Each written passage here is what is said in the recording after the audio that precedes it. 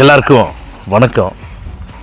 இந்த பதிவில் எதை பற்றி பார்க்க போகிறோம் அப்படின்னா, அதாவது மக்களே, நாம் தமிழர் கட்சியிலிருந்து சீமான் அவருடைய அல்லக்கை சாக்கடை துரைமுருகன் அவை என்னென்ன விஜய் பேசினாங்க அப்படிங்கிறத தமிழக மக்களுக்கும் சரி, விஜய் அவர்களுடைய ரசிகர்களுக்கும் சரி, தமிழக வெற்றி கழகத்தோட தொண்டர்களுக்கும் சரி நல்லா தெரியும்னு நினைக்கிறேன்.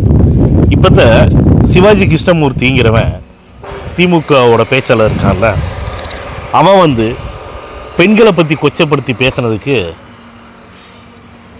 விர்ச்சுவல் வாரியர்ஸ்ட்டை நல்லா வாங்கி கட்டிகிட்டு இருக்கிறான்.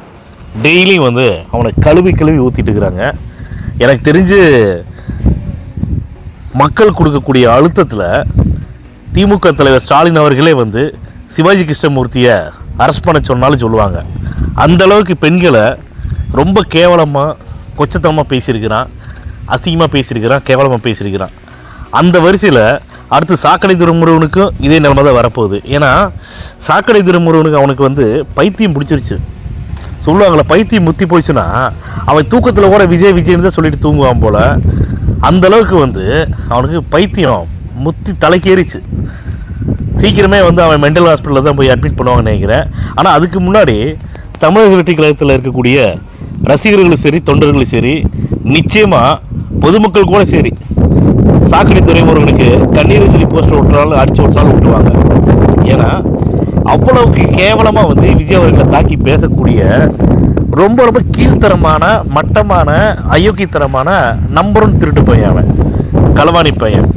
ஏன் அவனை களவாணி பையன் சொல்கிறேன்னா, உன்னுடைய சேனல் டிஆர்பி ஏற்றுறதுக்காக ஒரு மக்களுக்கு நல்லது பண்ண வந்த ஒரு தலைவரை பார்த்து, விஜயை பார்த்து பேசக்கூடிய தகுதி என்னடா உனக்கு இருக்குது? நாயே உனக்கு. சீக்கிரமே பாரு, நான் சொல்கிறேன் மக்களே. நான் நம்மளுடைய பதிவில் நீங்கள் பார்த்துருப்பீங்க, யாரையும் கீழ்த்தரமாகவும் சரி, அனாவசியமாக நம்ம இது வரைக்கும் பேசுகிறது கிடையாது. அவ்வளோ சீக்கிரமாக யாராவது மரியாதை குறைவை பேசினா மட்டும்தான் நம்ம பேசிகிட்டு இருக்கிறோம். அதுவும் மட்டும் பேசுகிறோம்.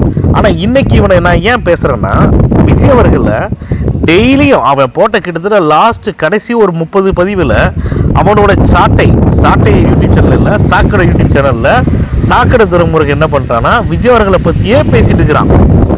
ஏன்னா விஜய் அவர்களுக்கு விஜய் அவர்களை பேசுறதுக்காக திமுக ஆளுங்கட்சிட்டு இருந்து அவன் பணம் வாங்குறதா சொல்கிறாங்க. இது எந்த வகையில் உண்மைங்கிறது தெரியல. ஆனால் எனக்கு தெரிஞ்சு கீழ்ப்பாக்கம் ஹாஸ்பிட்டலில் சீக்கிரமே சாக்கடை துரைமுருகனை பைத்தியம் முடித்து சங்கிலி கட்டி அட்மிட் பண்ண போகிறாங்க. இது நடக்குதுன்னு நினைக்கிற மக்களே நான்.